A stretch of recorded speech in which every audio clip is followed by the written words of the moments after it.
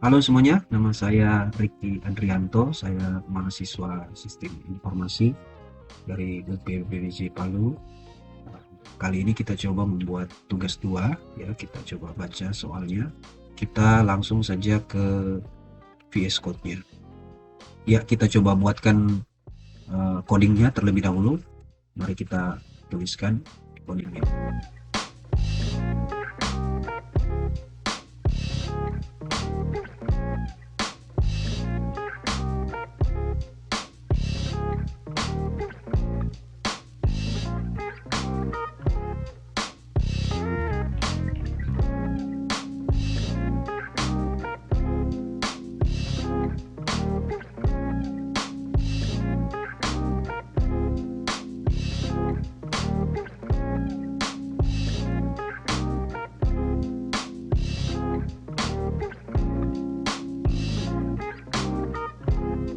Oke, inilah hasilnya. Kita coba lihat muncul data 1 sampai 80 dan hasil sebelum proses stack adalah datanya terisi masih lengkap 8 buah data integer ada 8.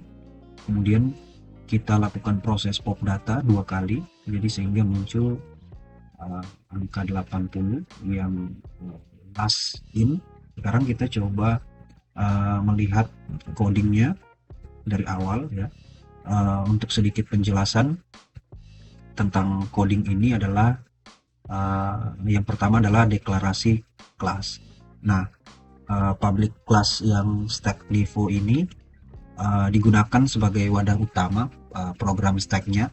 Semua atribut dan metode yang berhubungan dengan stack nanti kita ditulis dalam kelas ini yang di dalam ini. Nah, kemudian untuk atribut start, top dan kapasitas, kalau lihat int yang ini integer melambangkan berfungsi sebagai array untuk menyimpan data integer. Nah, variabel top itu menunjukkan posisi data paling atas dalam stack. Variabel kapasitas itu menunjukkan jumlah maksimum data yang dapat disimpan yang ini. Nah, ini akan menunjukkan apakah kapasitasnya masih tersedia atau tidak, sehingga di sini kita tambahkan nanti print outnya stack data penuh jika kapasitasnya -1 ya, seperti itu.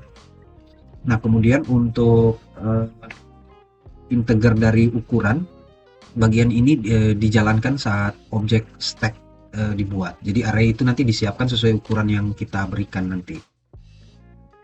Nah, untuk top diberi nilai -1 sebagai tanda bahwa stacknya masih kosong, seperti itu. Karena mulainya adalah dari 0. Kemudian untuk metode yang push seperti ini yang ada di sini. Nah, metode push integer data ini berfungsi untuk menambahkan data ke bagian paling atas stack nantinya. Jadi program lebih dahulu nanti memeriksa apakah stacknya sudah penuh. Jika belum penuh, nanti nilai top dinaikkan ke satu posisi. Nah, kemudian data dimasukkan nanti ke stack yang top seperti itu. Nah, untuk yang metode yang pop ini adalah ini fungsinya untuk menghapus data, yaitu data yang paling atas. Nah, karena di sini kita coba mengambil untuk data top.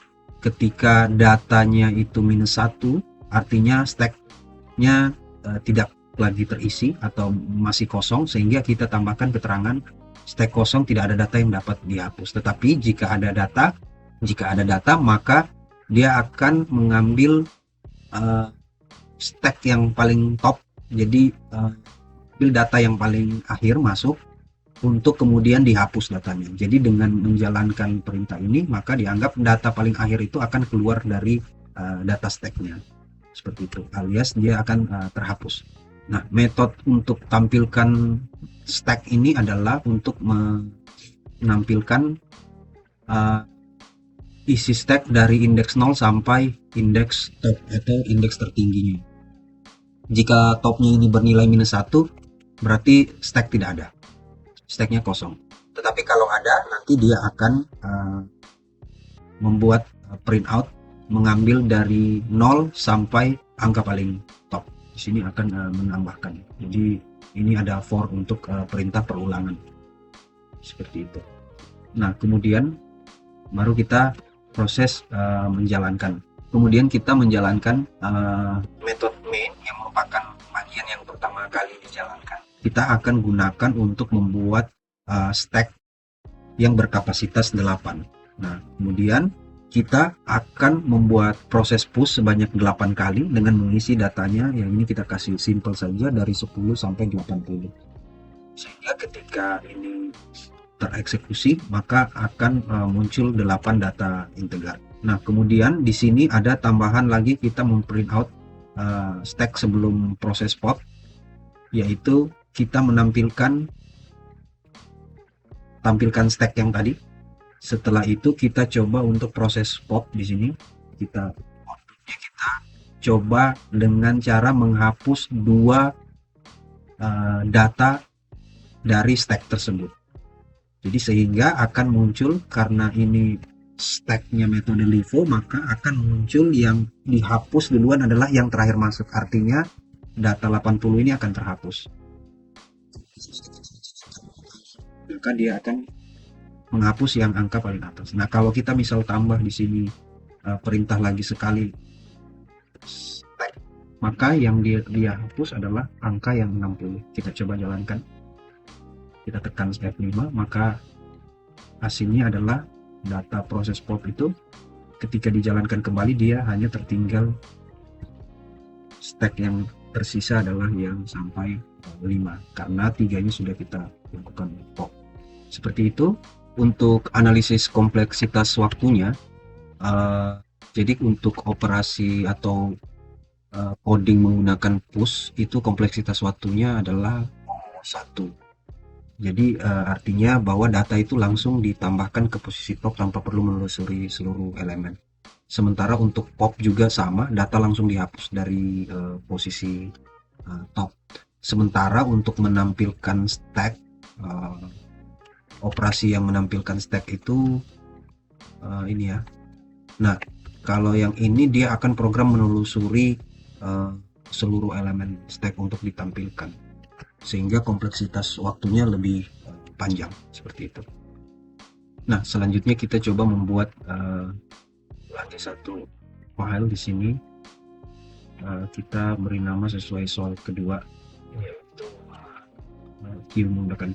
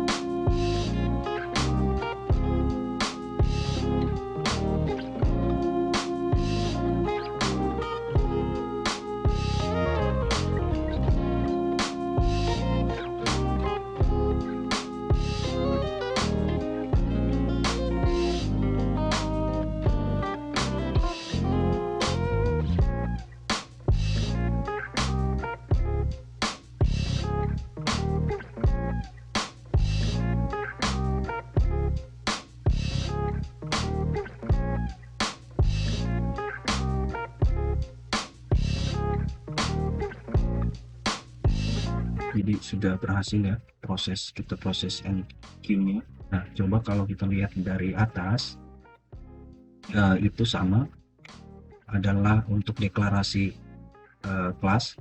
Q ini adalah FIFO ya, first in first out. Kemudian atribut Q itu kan ada di situ, adalah Q, front, rear, size, dan kapasitas. Yang ini untuk integer yang pakai array itu digunakan untuk menyimpan data-data integer ya, array satu dimensi yang kita gunakan. Kemudian untuk konstruktornya yang QVivo ini,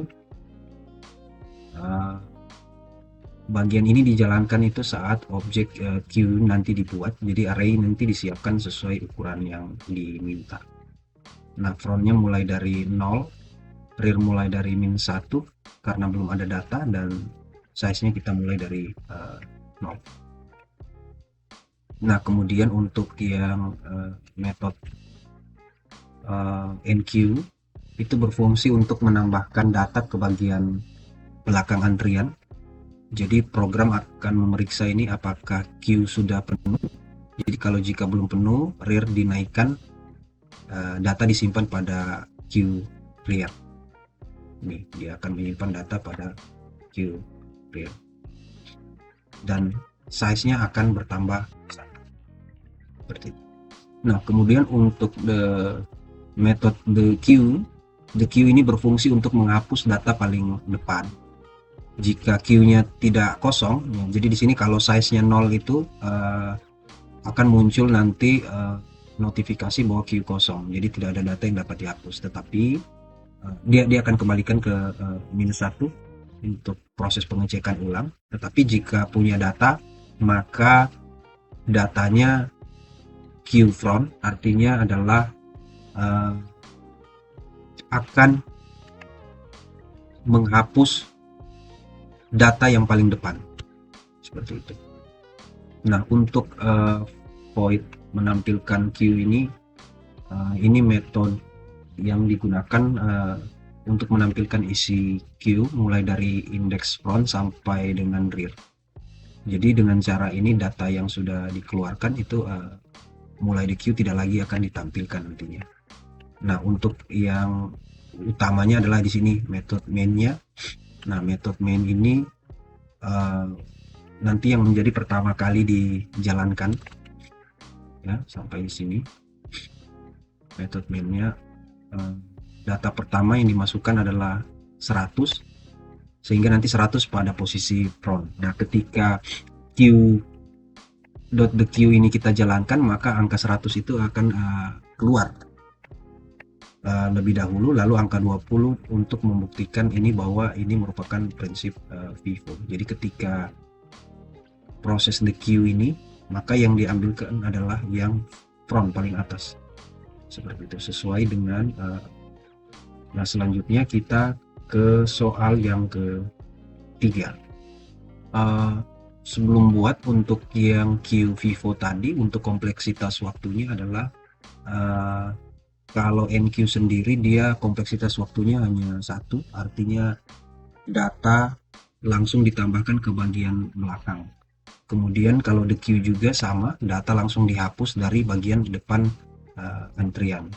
Nah, tetapi kalau untuk operasinya tadi adalah menampilkan yang ini, ya, menampilkan the queue, maka kompleksitas waktunya ini sesuai dengan jumlah data, sesuai dengan angka I-nya itu, sehingga program akan menelusuri seluruh elemen queue untuk ditampilkan. Jadi makin banyak datanya, maka makin lama juga proses yang akan dibutuhkan untuk kompleksitas waktunya, seperti itu.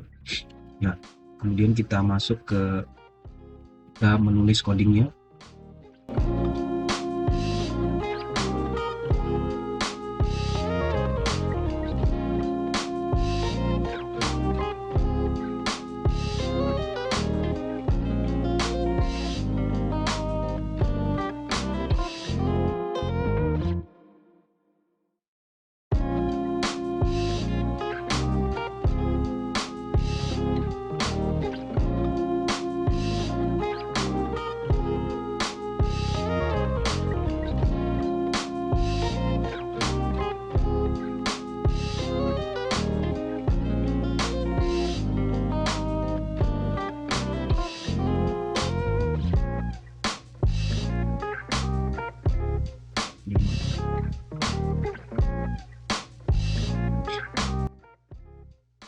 Maka data sebelum diurutkan adalah 4523 sesuai dengan ya. Nah, ketika kita melakukan proses pengurutan, melakukan quick sort ini, maka dia akan mengurutkan bilangan dari yang terkecil hingga terbesar. Nah, coba kita lihat, kita cek untuk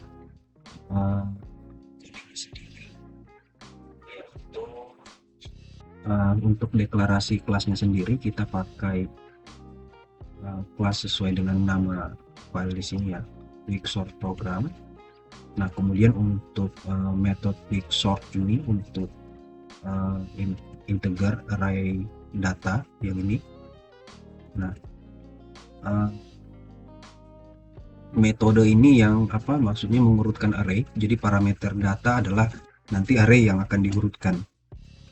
Sementara untuk low adalah indeks awal, untuk height-nya sendiri adalah indeks akhir. Dan ini semua yang low dan high-nya indeks awal dan indeks akhir. Nah, untuk kondisi if low lebih kecil dari high, untuk yang sintaks low lebih kecil dari high ini untuk memastikan bahwa proses hanya berjalan jika masih ada bagian array yang perlu diurutkan, seperti itu. Nah, kemudian untuk variabel posisi pivot ya, yang ini, untuk variabel posisi pivot ini menyimpan indeks pivot nanti setelah proses partisinya selesai. Jadi pivot yang sudah berada di posisi benar akan menjadi nanti batas bagian kiri dan bagian kanan array-nya, seperti itu. Nah, kemudian untuk metode yang partisi ya, kita lanjut yang di sini. Nah, untuk metode partisi itu ada integer untuk array data, low dan high-nya juga ini nanti berfungsi untuk memilih pivot dan menata ulang data. Jadi pada program ini pivot diambil dari elemen terakhir, yaitu dari data height. Nah, kemudian untuk variabel i dan perulangan j. Jadi variabel i ini menjadi penanda yang ini ya, variabel i ini menjadi semacam penanda posisi terakhir untuk data yang lebih kecil atau sama dengan pivot. Jadi pengulangan j ini akan membaca nanti elemen dari low sampai sebelum high untuk membandingkan setiap data dengan pivot ya, seperti ini. Nah, kemudian ada proses pertukaran data. Jadi jika data j lebih kecil dari pivot ini ya, jika jadi cara bacanya, jika data j lebih kecil atau sama dengan pivot, maka i dinaikkan dan data i ditukar dengan data j. Setelah perulangan selesai, nanti pivot ditukar ke posisi i plus 1. Nah, ini yang seperti ini. Nah, kenapa dibuat seperti itu? Agar nanti berada i-nya itu berada di tempat yang benar, seperti itu.